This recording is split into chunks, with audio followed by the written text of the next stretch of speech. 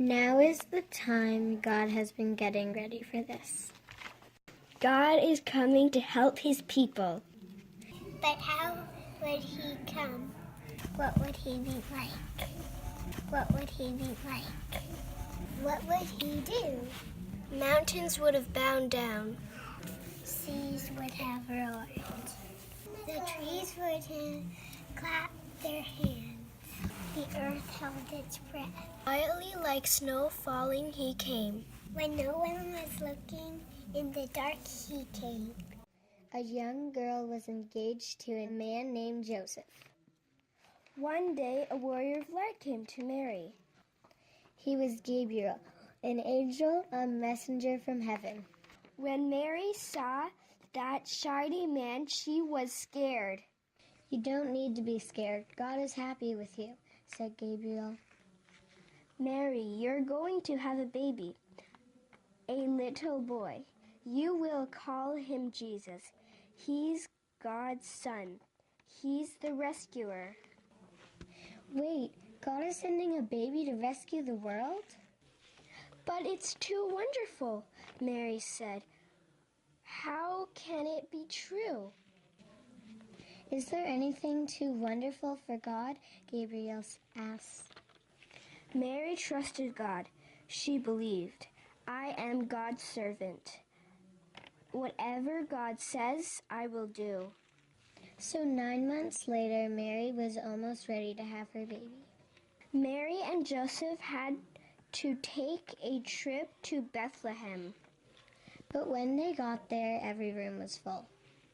Go away, the innkeeper said. There is no place for you. Where would they stay? They couldn't find anywhere except for an old stable. So they stayed where the cows and the donkeys and the horses and the sheep and the turtles stayed. And there in the stables where the animals laid, God gave the world his wonderful gift. The baby that would change the world was born, his baby son. Mary and Joseph wrapped him up to keep him warm. They made a soft bed out of straw for him. They laid him in a manger. Mary and Joseph named him Emmanuel, which means God has come to live with us. That same night in the sky where all the stars were, a bright new star suddenly appeared. This star shone brighter and clearer than all the other stars. God put it there when his baby son was born. It was like a spotlight shining on him. God was like a new daddy. He couldn't keep the good news to himself. He wanted to tell everyone. So he did just that. He sent an angel to tell Mary the good news. He put a special star in the sky to show where his baby was. And now he sent a big choir of angels to sing his happy song to the world. Now where would you send your heavenly choir? To a palace? No. He sent them to sing for a bunch of shepherds watching their sheep near Bethlehem. Back then, people used to laugh at shepherds, thinking they were nobody. But God thought the shepherds were important. They were the ones he shared the good news to first. That night, the shepherds were outside by the campfire, staying warm, when suddenly the sheep ran off. They were scared of something. What was it? The shepherds turned around and saw a bright, shining man standing. "Don't be scared of me," the bright, shining man said. "I've come to bring you happy news for everyone everywhere. Today in Bethlehem, God's son has been born.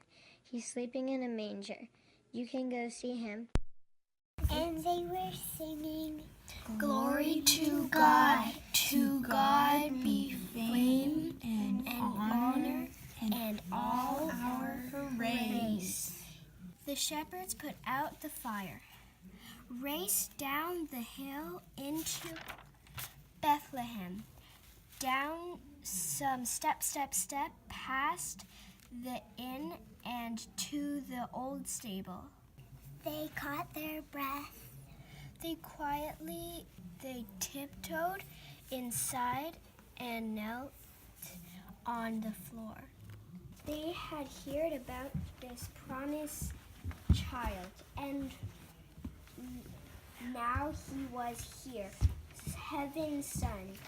This baby would be a light to light up the whole world. Chasing away darkness, helping people to see. And the darker the night got, the brighter the star would shine.